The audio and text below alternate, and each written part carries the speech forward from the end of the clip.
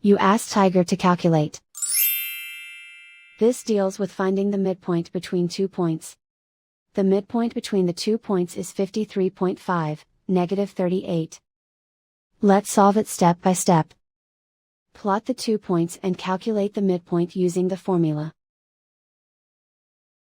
The coordinates of point 1 are, x1 equals 65, y1 equals negative 75.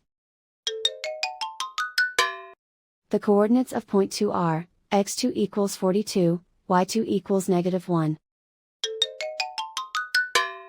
PM represents the midpoint of the 2 points.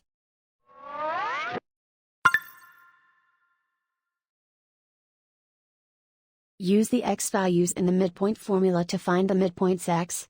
x1 equals 65. x2 equals 42. Simplify the arithmetic.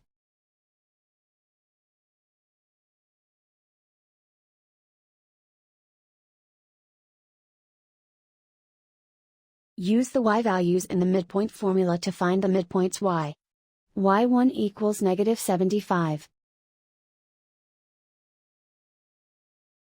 y2 equals negative 1. Simplify the arithmetic.